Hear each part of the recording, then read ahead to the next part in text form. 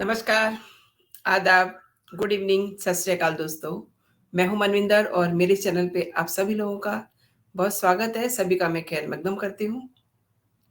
Kanjhawala case को आज 1 महीना होने को है, लेकिन निधि अपने घर से गायब है और वो कहाँ है, ये आप ज़रूर जानना चाहेंगे। इस वीडियो में आपको सारी जानकारी मिलेगी कि उसे पुलिस ने गायब किया है, जब वो खुद अंडरग्राउंड है या वो फिर से ड्रग पेडलिंग कर रही है। पूरी वीडियो देखिएगा। जो दर्शक पहली बार मेरे साथ जुड़ रहे हैं, वो मेरा चैनल सब्सक्राइब कर सकते हैं। जो पहली बार मुझे देख रहे हैं, मुझसे मिल रहे हैं, वो मेरा चैनल ज़रूर सब्सक्राइब करें, ताकि जो भी लेटेस्ट अपडेट हो, वो मैं आप तक सबसे पहले पहुंचा सकूं। तो मैं बात कर रही थी निधि की, जो सीधे-सीधे कंझावला केस से डे 1 से ही जुड़ी हुई है। क्योंकि इसलिए भी वही एकमात्र चश्मदीद है जिसने अंजलि को अपनी आंखों के सामने मौत के कुएं में जाते हुए देखा। निधि और अंजलि कैसे नजदीक आती हैं, ये अभी तक मिस्ट्री बनी हुई है। लेकिन निधि तस्करी के धंधे में 16 साल की उम्र से जुड़ी हुई है। इतनी कम उम्र में ये रिकॉर्ड पुलिस के पास है। ड्रग पेडलर से पुलिस का रोज का वास्ता रहता है, ये भी आप लोग जानते हैं। इस केस में पहले से ही उसका पुलिस के साथ एक नज़दीकी रिश्ता रहा है। एक पुलिसकर्मी है जिसका उसके घर आना जाना था, ये भी उसके आसपास के लोग बता रहे हैं। खुद निधि की माँ ने ये कहा है कि निधि के भाइयों ने उसे इसलिए बेदखल किया क्योंकि 4 साल पहले की बात है, जब उसे उसके घर से बेदखल कर दिया गया था। और जिस समय निधि आगरा पुलिस की गिरफ्त में आती है, उस समय वो जेल में जाती है और जेल जाने के बाद जब उसकी ज़मानत होती है, तो उसकी ज़मानत कराने भी ड्रग के धंधे में लगे हुए युवक सामने आए थे, ये उनके वकील का कहना है। और बामुश्किल निधि की माँ को आगरा ले जाया जाता है, ताकि उसको, यानी कि निधि को माँ के हवाले किया जाए। और जब निधि को लेने उसकी माँ आई थी आगरा, तो उनके घर में काफ़ी कलेश हुआ था। लेकिन जब निधि ने पैसे कमाए, तो उसने अपनी माँ के नाम से मकान खरीदा।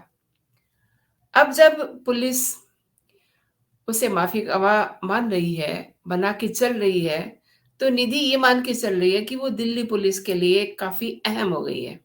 इसीलिए वो पुराने धंधे में लौट गई है दोस्तों। और ये भी पता चला है कि निधि ही नहीं, उसका पूरा गैंग, ड्रग पेडलिंग का पूरा गैंग इस समय गायब है। निधि की बात मैं क्यों कर रही हूँ? क्योंकि जैसा कि मैंने आपको बताया, ये सारा घटनाक्रम आज से 1 महीना पहले का है। अंजलि के दोस्त ने ये खुलासा किया कि होटल में पार्टी के दौरान पैसों को लेकर के अंजलि और उसकी दोस्त में कलह होती है, लड़ाई होती है। और ये जो दोस्त है, अमन विहार का रहने वाला है, उसने ये बताया कि अंजलि को वो 2 साल से जानता है, लेकिन इन दिनों वो अंजलि से दूर हो गया था। 31 दिसंबर की शाम को उसके फ़ोन पर अंजलि के 6-7 कॉल आते हैं, लेकिन उसने फ़ोन नहीं उठाया। उसके बाद अंजलि ने एक लड़के को भेज करके उसे होटल में बुलवाया, जहाँ अंजलि और निधि के अलावा उनके कई और दोस्त थे। उस होटल में 2 रूम बुक थे। ये दोनों बुक रूम जो थे, ये निधि की आईडी पे बुक करवाए गए थे, जैसा कि आप जानते हैं।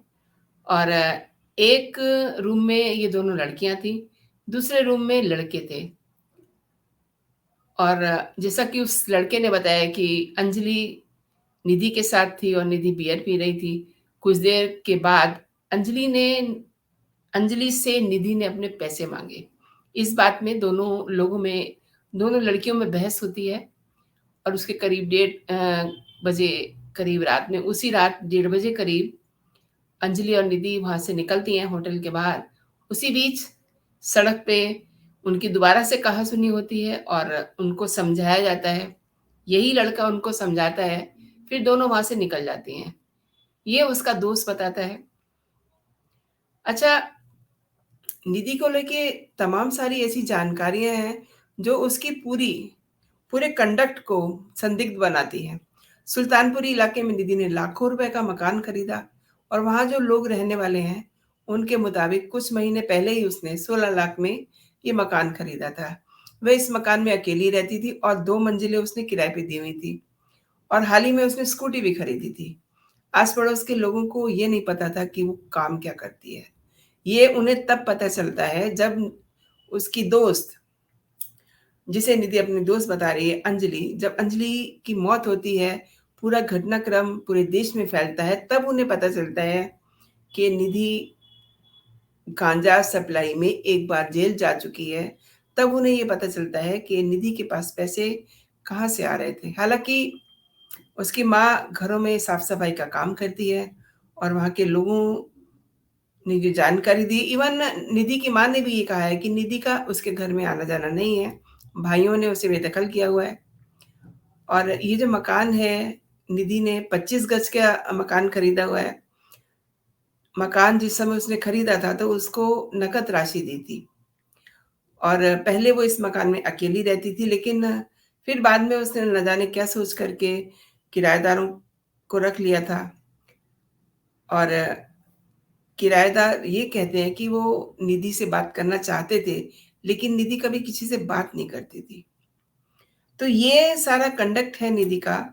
और जो सबसे बड़ी बात है, जो मैं आज आपसे शेयर कर रही हूँ, वो ये है कि निधि दोबारा से अपने धंधे में उतर चुकी है। उसका पूरा गैंग उसके साथ गायब है।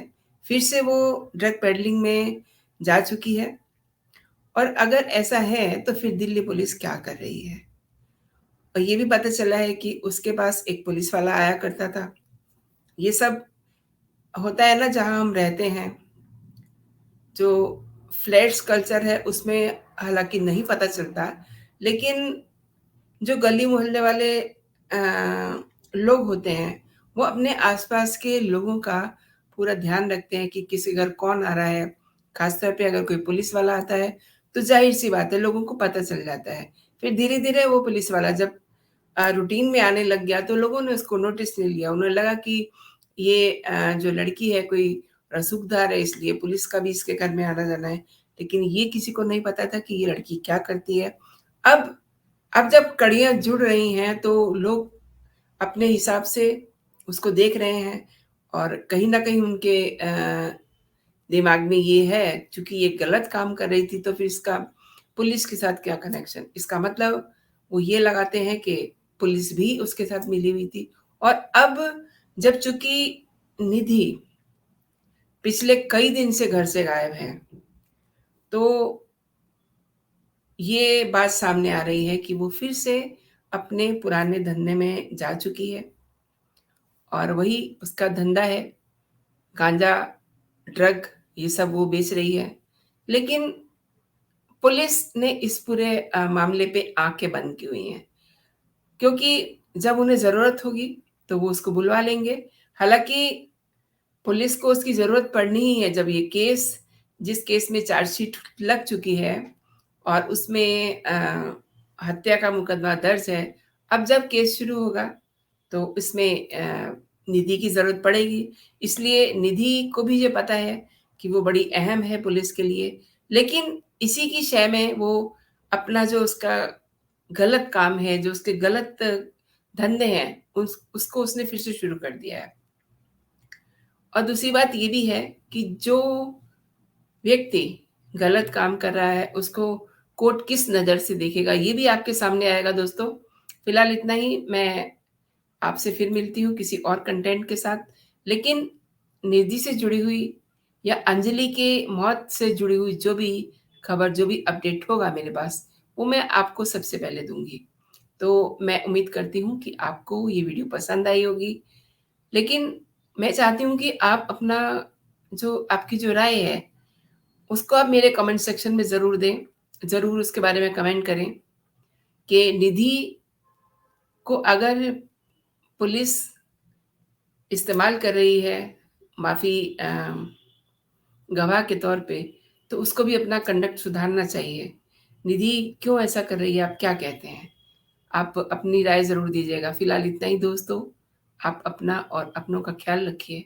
जय हिंद, जय भारत।